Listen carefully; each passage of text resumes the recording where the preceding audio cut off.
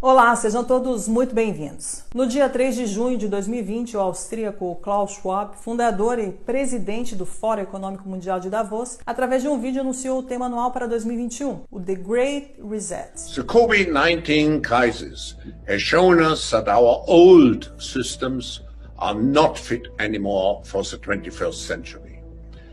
It has laid bare the fundamental lack of social cohesion, fairness, inclusion and equality. In short, we need a great reset.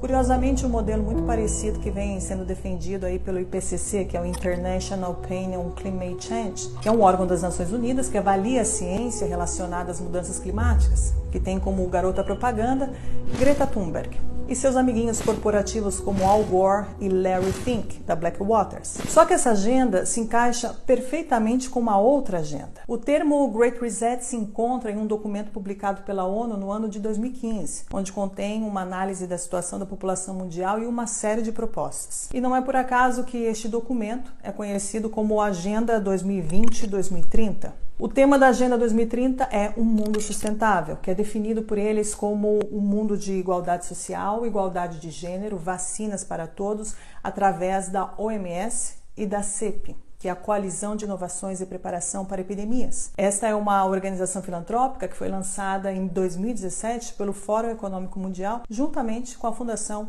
Bill e Melinda Gates. Eles apelam para o crescimento econômico sustentável, agricultura sustentável, energia sustentável, cidades sustentáveis, industrializações sustentáveis. Fica claro que é uma reorganização da riqueza mundial, criando o capitalismo sustentável. Essa mudança precisa ser apoiada por um processo de digitalização global. As novas infraestruturas do 5G farão exatamente isso, facilitando a gestão do enorme tráfego de dados que se tornará aí o petróleo do século XXI. O sistema financeiro será transferido para o Ether e será administrado por um sistema híbrido composto por bancos centrais e empresas privadas capazes de cunhar suas próprias criptomoedas, como o projeto Libra anunciado por Mark Zuckerberg. As pessoas que estão lidando com o reset mundial são as mesmas que criaram o problema. O problema deste sistema perverso é que os cidadãos não servem mais para nada. O objetivo das grandes corporações financeiras é estrangular a economia atual e em seguida apropriá-la aí com preços ridiculamente baixos. O verdadeiro poder que governa todo o planeta Terra, mantendo as pessoas dominadas e os governos sob controle, é o poder financeiro, na base das leis ou muitas vezes na ausência delas. Um dos projetos favoritos de Schwab é a Quarta Revolução Industrial para apoiar o bem público, especialmente abordando os desafios sociais e de saúde, incluindo aí a biotecnologia de edição de genes, a telecomunicação do 5G e inteligência artificial. David Icke, conhecido por ser o pai do complotismo, já dizia que a Big Pharma e a indústria farmacêutica de biotecnologia não deixam de ser um mal legalizado. É evidente que desse cenário emerge aí uma massa de perdedores, que aumentará de forma incalculável após o desmantelamento do sistema industrial e a digitalização dos serviços. A grande reconfiguração proposta em Davos não parece ser uma resposta ao alcance de todos, mas aparece como uma solução imposta desta elite, destinada simplesmente a proteger os seus próprios interesses. É curioso notar que a chamada pandemia, com suas políticas de lockdown e de medo, facilita e favorece esse grande reset, nos impondo aí uma mudança drástica, desde a remoção do trabalho, permitindo o avanço digital e bloqueando aí o deslocamento das pessoas. A dívida pública mundial aumentará para níveis nunca vistos. Esta é a consequência das políticas econômicas adotadas para fazer frente aos efeitos de restrições devido à disseminação do Covid-19.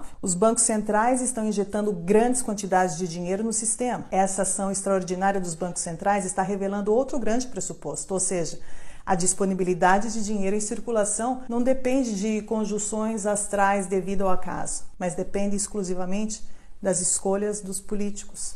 O dinheiro pode ser criado do nada e em quantidades ilimitadas, como estamos vendo. E se no futuro algum político disser que não tem dinheiro, devemos lembrar dos trilhões de euros e dólares criados em um clique durante essa pandemia, acabando também aí com o mito da inflação. Esta agenda globalista traz consigo inúmeras mudanças e o Covid-19 só serviu e está servindo de instrumento para acelerá-la. Mais fechamentos virão, haverá uma onda de falimentos sem precedentes, o congelamento da produção e o desemprego em massa levarão à fome. Motins e revoltas vão estourar pelo mundo todo de acordo com os planos da elite. Os lockdowns levarão inevitavelmente a economia mundial ao colapso e darão origem ao que será a crise econômica mais grave da história da humanidade.